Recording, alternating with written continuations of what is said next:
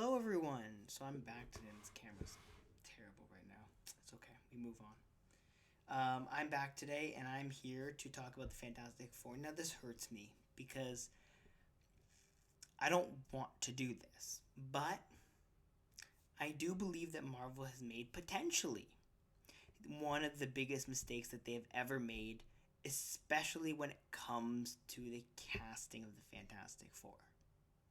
Now, I did create I guess, a semi reaction thing, like, basically just getting going crazy over the fact that Herbie's gonna be in the movie because I love Herbie from the TV show. But then I was kind of looking at, I was going through Twitter, whatever, as I do. And I didn't even realize this until, as I was going to sleep and I was like, dreaming about Fantastic Four. And then I realized something. Because in my mind, I saw a tweet which was about how, Superman and Fantastic Four come in the same month. And I'm like, wow. You know what's kind of crazy about this? Fantastic Four and Superman being the two stalwarts of you know, uh, being the two kind of stalwarts of their respective franchises are going to be releasing on this in the same month. And you think this kind of going forward, assuming the DCEU kind of survives, this would be a very interesting kind of almost semi rivalry type thing where you have these two, premier franchises, both of which have sketchy movie pasts. Again, in DC's case, potentially coming into the right hands with James Gunn, and with the Fantastic Four absolutely coming into the right hands of anybody but Fox. And I was thinking, I was like, this is cool. You've got these two casts. You know, you've got these, and then I was like, wait a second. Pedro Pascal, I love the guy. Love the guy. I mean, his acting talent is unquestionable. Oy, yay, sorry about that. His acting talent is truly unquestionable. Um, but unfortunately, do you know what the problem is? And I didn't even realize this. So I was kind of like, going, and I was like, he's busy, man. He's doing The Last of Us. That's him. He does The Mandalorian. He does all of this other stuff. And I'm like, oh, wow. I didn't, I mean, I knew he was big. And then I'm like, wait, and I'm going through projects. I'm like, wow. The Last of Us, I mean, I don't know for a fact, but I'm going to make a good assumption here and say it ain't going nowhere anytime soon.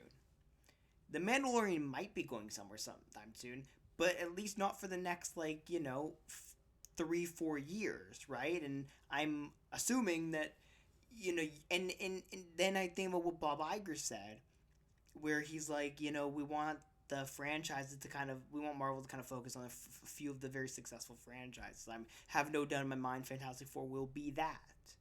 And then I'm like, wait a second, how much will you be able, like we know Superman, for example, with DC, and I know I'm using this, but like we know that Superman with DC is very much a, like, we know Superman's going to appear in a lot of DC stuff, right? I mean, I don't know if we have to like make that prediction, but we know that's going to happen, right? We know that at least in theory, the Fantastic Four should probably appear in a lot of Marvel stuff. And then I'm like, okay, so Joseph Quinn, relative, like, smaller actor, younger actor, whatever, that's all good and well. You've got Vanessa Kirby again. It's not like Marvel can not work out contracts that work nicely there. And then, of course, anyone who um, voices the thing. It's relatively easy work to make him appear. And then I was like, but Pedro Pascal, busy man. He's a very busy guy. And we've seen recently with Marvel actors not being able to commit. We've seen the Sentry actor, right, or whoever's supposed to be Sentry, change like 3 times. People would just turn down the role because they don't want that. Probably because they don't want that commitment. Um, so I look here, I look at this, and I'm like, well, hopefully, is he going to be able to be available if to be kind of used a bunch, or would he be willing to take maybe like, will this, because this needs to be a priority for Marvel, right? Marvel wants this to be a priority. Um, and then I'm like, you know, well, maybe. I'm surprised he's getting so much. And I'm like, how old is Pedro Pascal? Because he's done a lot of stuff, you know. And so then I go and I look up Pedro Pascal's age, and I'm like, oh wow, because this man is 48 years old. Okay, now that doesn't seem crazy. He's the only person in the late 40s in that cast. Vanessa Kirby is, I believe, 35 or something around that age. 35 exactly. Wow, look at that. And then obviously, you know, again, voice actors, age is kind of irrelevant. And Joseph Quinn is kind of in his early 30s, I believe, or late 20s. I think maybe 32. 30 exactly. So, but then you got this Pedro Pascal who's very old, right? And I'm like, will you be able to have someone who is so much older, right? Be like, I thought maybe I'm wrong, but I thought Marvel wanted to go younger with the casting of the Fantastic Four, right? Like go in their 30s so that they have a lot of time to, um, you know, to kind of grow and just be around, right? You don't want someone who's maybe got 3, 4, 5 years in the role. You want someone who could be there for a decade. And I know that shouldn't necessarily preclude someone from being cast in this role, but then I'm like, well, like you look at people who they want to be the face. Well, Brie Larson's 34, right, and she's been Captain Marvel for a minute. You know, you look at Benedict Cumberbatch, right? Benedict Cumberbatch, and he's 47, and he's been Doctor Strange for a while, right? And also, you know, it's just something where it's like, well, you know, what are we doing here if this is really the if this is really the if this is really the situation that we're in. And I'm just trying to double check something before I say it, but um because yeah, so Paul Rudd's in his 50s, which is but he's also again been Ant-Man for a minute. um I don't know, it feels, because the way they were setting this up, you know, you've got the other two, you know, people where the ages really do matter in their 30s, and then you've got this guy who's in almost, you know, he's kind of in his late 40s. So I get a that's why I believe this was a mistake. Not because Pedro Pascal is not a good actor, but for two reasons, right? The first being, obviously, I think the age is a concern. I think you've got to be very careful when you want someone to be the face of a franchise, kind of. And the other thing, which I think is concerning, is it's not like a Paul Rudd where, you know, you can kind of, even if you know he is older, he kind of looks young. Pedro Pascal does look a little bit older than Vanessa Kirby or Joseph Quinn, right? Like there is that difference. Um, again, I think he's a good actor. I don't think it matters that you don't have to be a great actor to play Marvel characters, particularly because there's so much source material that you can kind of use. And Marvel's never required that. I I feel like I wish they went a little bit more unknown as well, because I don't know if, like, I don't love the fact that he's also so busy, or he potentially could become so busy, because we don't, like, I don't think Marvel wants to be in a place, and again, we don't know what the contracts look like for anything. We don't know if there's, I'm assuming they're on more than one movie deals. I know Marvel kind of changed the way they do contracts after Infinity War or sometime around there, but like again, I would be a little bit like, I was like, well, if you want, do you really want someone that old? And again, he looks old, even in the picture of the poster, right, which is on the screen if you're watching this. um, you know, he looks almost noticeably older than Vanessa Kirby, than Joseph Quinn, right? So I'm like sitting here and I'm kind of like, I don't know, like what, this might have been a massive miscalculation on the part of Marvel, just because, you know, maybe, I don't know. Like again, Marvel doesn't normally mess up with castings, but in this case, I'm a little bit concerned, right? Because if you do, let's just say, a hypothetical right here. Let's just say the plan is, and we don't know what the plan is, but let's say the plan is 10 years of the Fantastic Four, of this version of the Fantastic Four, right? Then you get Future Foundation. You can do all this. You do the kids, and you can do all this other stuff, right?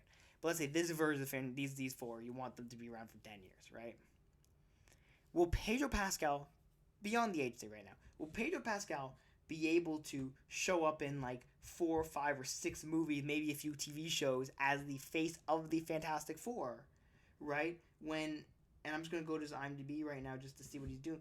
But like he's got The Last of Us, he's got The Mandalorian, right? He's in Gladiator 2. This is just obviously like right now, but like you're telling me that this stuff is gonna go away. You think someone like him is gonna just be available? I think that that's a concern. I think that when you have someone who is just so much older, you know, I get a little bit concerned. Like he's born the same years as the director, right? Like he's much older than you would probably like. Definitely older than the original Fantastic Four, right? Like the original one before the messy 2016 one. I don't know. Again, maybe this is just me being a little bit reactionary, but like, I was sitting here thinking like, okay, well, Superman, he's so young, right? He's in his 30s. Um, so like, what are we doing here, right? Like, you know, are we gonna be in a like? Is this gonna be end up being bad for Marvel? I mean, again, you, yeah, like Nicholas Holt is young, Rachel Brosnahan's young, and obviously David Cornsway is young, and even Jimmy's young, and all these other characters that they've cast are very very young, right? Like this is a very young cast, right? You've got people born in the 90s and 2000s for Superman, but for Fantastic Four, you've got people who are older, right, in their 30s as it is, but then also you've got obviously Pedro Pascal, who again was is in his 40s, right, and is has yet to be is not going to be on the screen until next year when he's going to be another year older.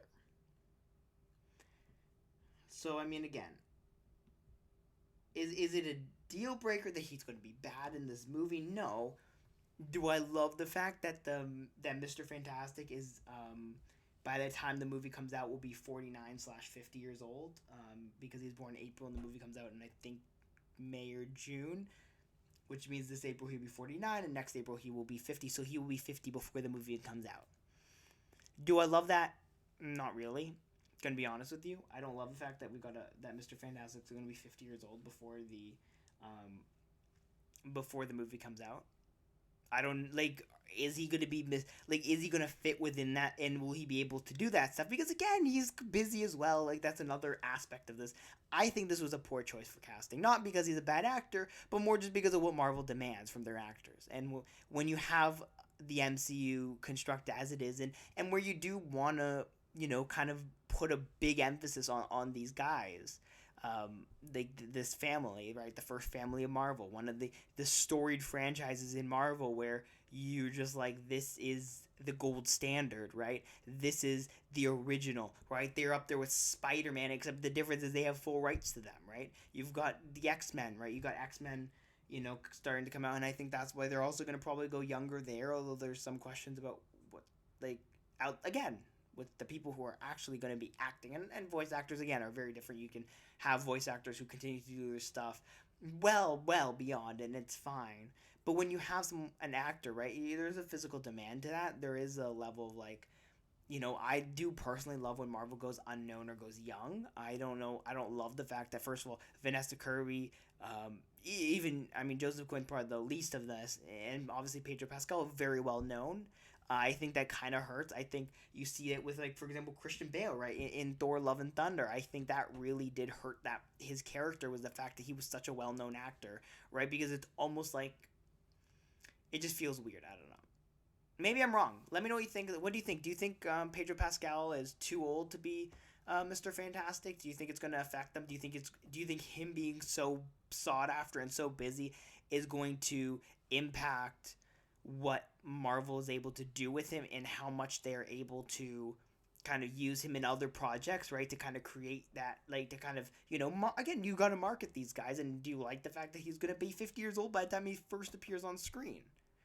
Again, these are all things I'm concerned about. But anyways, let me know down below what you think of this casting, and if maybe I'm overreacting, and just tell me if I'm overreacting because I'm interested to hear what you think. Anyways, thank you for watching.